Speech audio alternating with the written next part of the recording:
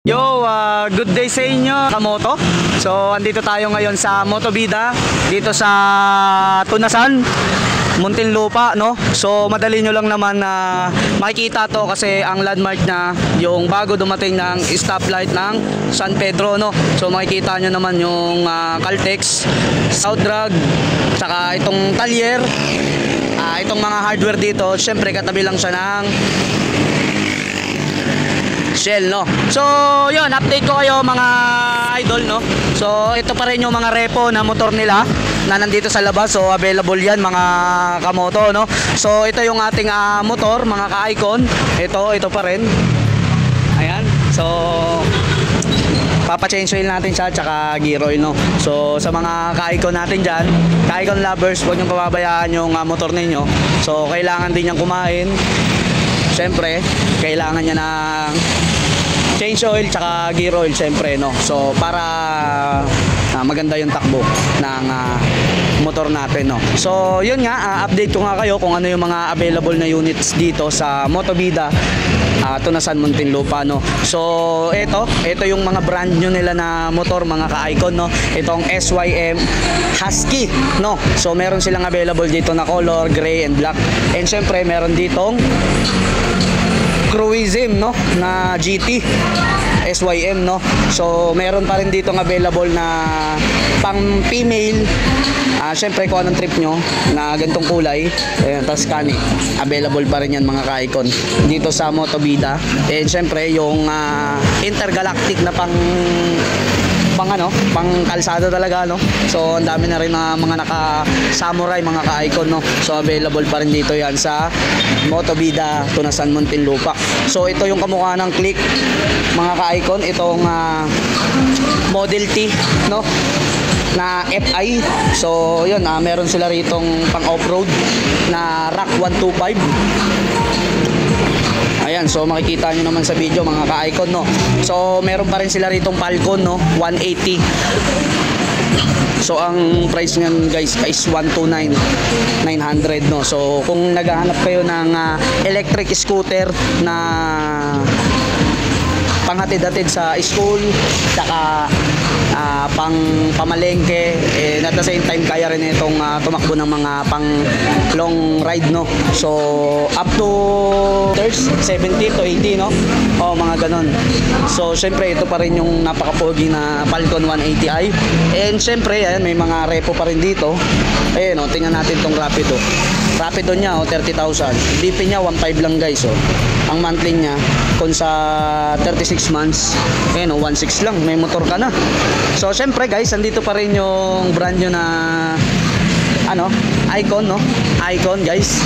So meron pa rin silang available dito, tsaka repo na Icon na ganyan ang kulay, no. So pwede kayong pumunta rito guys kung naghahanap kayo ng affordable na mga motor ni Euro SYM, no. So syempre guys, kaya ko laging binibideo kasi itong unit ng SYM at saka Euro Motors, kasi nga guys, hindi naman kasi siya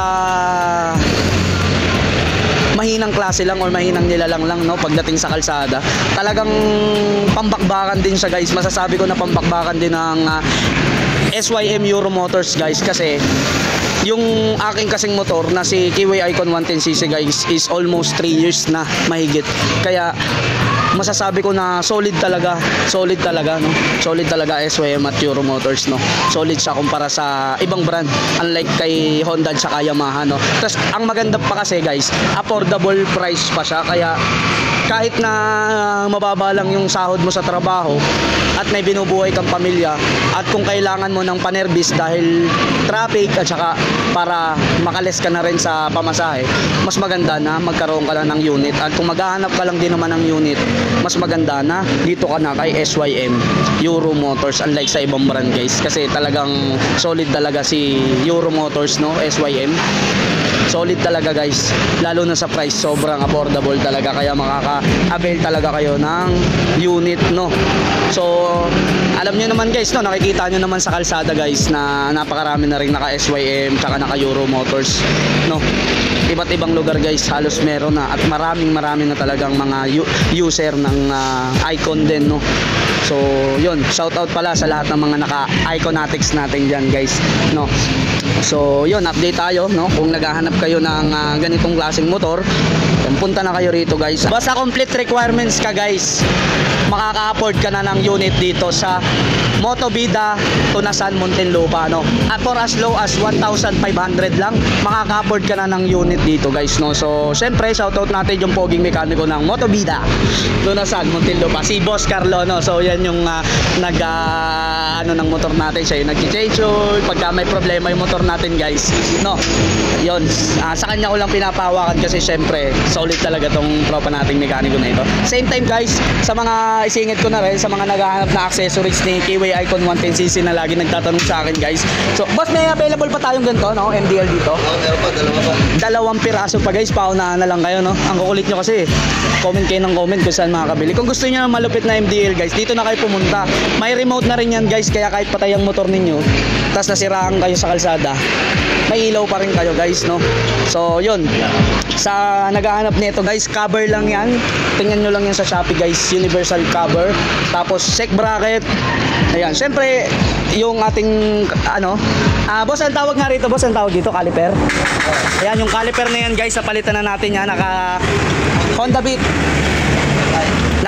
FI na yan guys. So halos karamihan naman guys na mga parts ni Kiwi Icon 110cc guys, kasukat na rin yan ng ibang brand, kaya wag kayong magdadalawang isip guys. Tsaka kung pag-uusapan lang guys yung affordable price, mas maganda kay Motovida Tunasan, Muntinlupa na kayo pumunta, kasi for sure yung naghahanap ng mga color na gusto ninyo guys, dito nyo makikita dahil marami nga silang unit dito guys.